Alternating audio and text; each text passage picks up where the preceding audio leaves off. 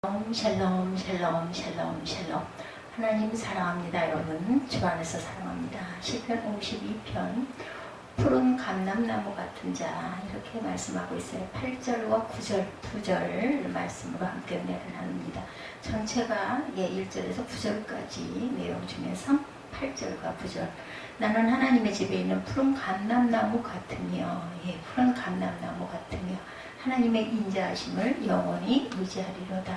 주께서 이를 행하셨으므로 내가 영원히 주께 감사하고 주의 이름이 선하심으로 주의 성도 앞에서 내가 주의 이름을 사모하리이다. 푸른 감람나무 같은 그러한 저와 여러분이 되셔야 할 줄 믿습니다. 여러분의 마음에 평강이 있기를 예수님의 이름으로 축복합니다. 주의 성도 앞에서 내가 주의 이름을 사모하리다. 이렇게 고백하는 저와 여러분들, 요즘에는 정말 일상적인 생활에 여러 가지 힘들고 난감스러울 때가 너무나 많습니다. 날이 덥기도 하지만 이 코로나19로 인해서 우리 항상 입에는 마스크가 씌워져 있고 그것으로 인하여 많이 답답하기도 하고 더 덥기도 하죠. 겨울에 기온이 갑자기 올라간다거나 봄에 갑자기 기온이 떨어져서 눈이 내리는 경우 또는 아주 힘들고 답답할 때가 많죠. 그리고 북극이나 남극의 빙하가 녹아내려서 바닷물이 범람하는 현상이 일어나고 지진이 자주 발생하기도 합니다. 세계적으로 테러의 범죄 속에 우리는 살아가고 있는데, 이제는 전염병 질환의 테러가 또 이렇게 만만치가 않네요. 2년여를 두고 지금 계속 이게 끊어지질 않죠. 그래서 하루하루 우리는 하나님의 은혜가 아니면 살 수가 없다라는 것을 더 피부로 가깝게 느끼는 그런 요즘이기도 합니다. 그건 참 감사한 것 같아요. 하나님을 더 깊이 느낄 수 있는 것, 아주 수시시 때때로 순간순간 하나님의 은혜가 아니면 우리가 살 수가 없습니다. 이렇게 고백할 수 있는 것. 우리는 비록 잠시 먹는 나그네에 불과한 인생이지만 삶의 근본 목적은 천국에 이르는 삶을 살아내야 되겠죠. 하루하루 하나님의 은혜 안에서 천국에 이르는 삶을 사시기를 주님의 이름으로 축복합니다. 그래서 예수 그리스도가 우리 삶의 표대임을 항상 상기하고 오늘도 주님 안에 주님 발자취를 본받는 믿음의 자녀들이 다 되시기 바랍니다. 오늘 푸른 감람나무 같은 자에 대한 말씀입니다. 감람나무는 이스라엘의 비옥하지 못한 지역에서도 잘 자라는 특성을 지니고 있는 아주 쉽게 재배할 수 있는 그런 나무입니다. 그리고 이 감람나무는 이스라엘 사람들이 일상생활과도 밀접한 연관성을 갖고 있어서 성전의 가장 요긴한 기름으로 불을 피우는 재료로도 쓰이기도 하고 치료의 재료로 쓰이고 있기도 하고, 감람류는 또한 음식에 또한 사용되기도 합니다. 그래서 성경에서 감람나무를 사람에 비유해서 푸른 감람나무다 이렇게 말씀하죠. 그럼 하나님께서 말씀하신 푸른 감람나무 같은 자가 되려면 어떤 삶을 살아야 하는지 말씀을 통해서 상고하면서 은혜 받아서 축복의 주역이 되시기를 주님의 이름으로 축복합니다. 첫째, 하나님을 영원히 의지하는 자입니다. 그러나 나는 하나님에 대한 푸른 감람나무 같으며 하나님의 인자하심을 영원히 의지하리로다. 8절이죠. 주께서 이를 행하셨으므로 내가 영원히 주께 감사하고 주의 이름이 선하심으로 주의 성도 앞에서 내가 주의 이름을 사모하리이다. 9절입니다. 오직 하나님만 의지하고 말씀에 순종하는 자에게 하나님께서는 푸른 감람나무와 같다고 말씀하시는 거죠. 따라서 세상을 의지하지 말라고 말씀합니다. 그러면 세상을 살아가면서 의지하지 말아야 할 것이 무엇인지 성경에서 한번 찾아볼까요? 재물을 의지하지 말아라. 이 사람은 하나님을 자기 힘으로 삼지 아니하고 오직 자기 재물의 풍부함을 의지하며 자기의 악으로 스스로 든든하게 하던 자라리로다. 시편 52편 7절입니다. 아멘.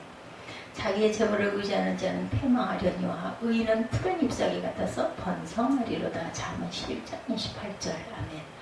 하나님께서는 하나님을 의지하여 하나님 나라와 의를 위해 힘써 일했던 사람들을 축복해 주십니다. 예를 들면 워너메이커, 록펠러, 콜게이터, 카네기, 제시페니 등 성공한 사람들은 재물을 의지하지 않고 오직 하나님만 의지했기에 그들에게 축복을 해주시죠. 또한 우상을 의지하지 말아야 되죠. 시편 115편 8절에 우상들을 만드는 자들과 그것을 의지하는 자들이 다 그와 같으리로다 이렇게 말씀합니다. 이는 우상을 만드는 자도 망하지만 우상을 섬기는 자도 망한다라는 것이죠. 또는 하나님의 자녀된 우리가 하나님보다 다른 것들을 중요시 여긴다면 그것 또한 무상이 되고 말죠. 그래서 우리는 우리 자신보다 하나님을 사랑할 때 의로운 그릇으로 쓰임받게 된다는 사실을 믿으시기 바랍니다.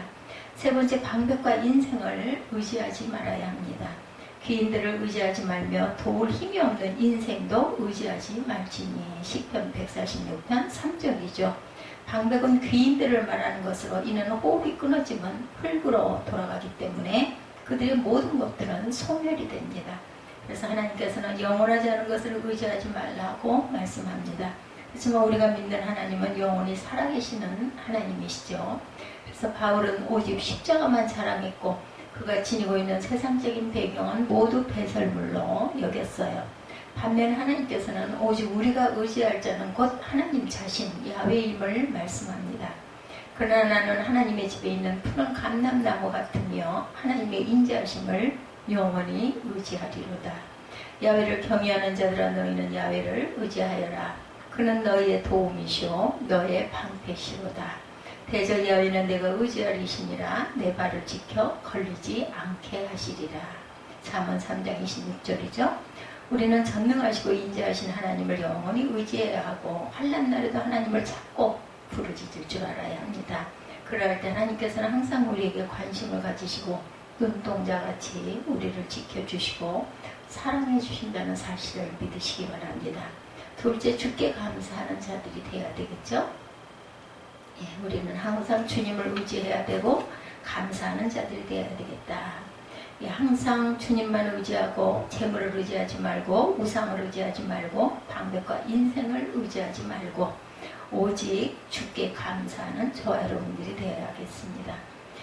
나는 하나님의 집에 있는 푸른 감람나무 같으며 하나님의 인자하심을 영원히 의지하리로다. 주께서 이를 행하셨으므로 내가 영원히 주께 감사하고 주의 이름이 선하심으로 주의 성도 앞에서 내가 주의 이름을 사모하리다.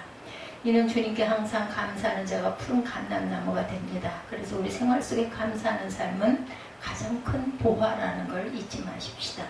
날마다 감사하는 삶에 감사가 넘치고 또한 행복이 넘쳐나는 것, 조그만 작은 일에도 감사로 생각하면 다 감사하지만 불평으로 생각하면 모두 다 불평스럽죠.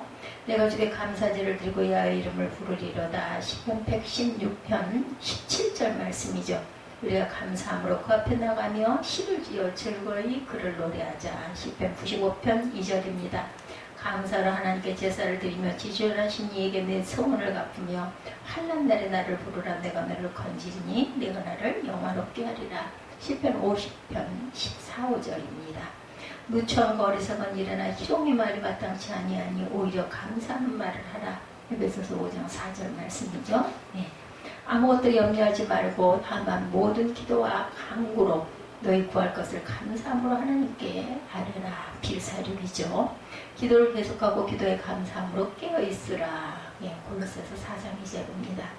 요즘에 세상이 험악해서 불시에 수많은 테러 또한 이 코로나19에서 세계적으로 정말 어려움 그리고 살아날 수가 없는 그런 상황에 그래도 이제는 백신들이 많이 개발이 돼서 다들 주사들을 맞고 있기도 합니다. 근데 또 변이가 생겼다고 그래가지고 코로나가 더 지금 극성을 떨고 4단계까지 치닫고 있습니다. 이럴 때일수록 우리가 기도로 무정하고 하나님만을 의지해야 되겠죠. 그리고 주님께 감사로 예배드리고 찬양해야 합니다. 찬양도 마음대로 못하죠. 모이지를 못하니까. 이 같은 자에게 주님께서는 외면하지 않으시고 보호해 주신다는 사실을 믿으시기 바랍니다. 셋째, 주의 이름을 사모하는 자들이다. 주께서 이를 행하셨으므로 내가 영원히 주께 감사하고 주의 이름이 선하심으로 주의 성도 앞에서 내가 주의 이름을 사모하리이다. 아멘. 사모란 바라고 열망하다. 아헵 이렇게 나타나는 히브리어로 소원하고 간구하다. 그러므로 주님을 사모하는 마음을 가진 사람을 푸른 감람나무같이 축복해 주신다는 말씀입니다. 주님께서는 항상 사모하는 자의 소원을 들어주십니다. 너희는 더욱 큰 은사를 사모하라. 내가 또 가장 좋은 길을 너희에게 보이리라.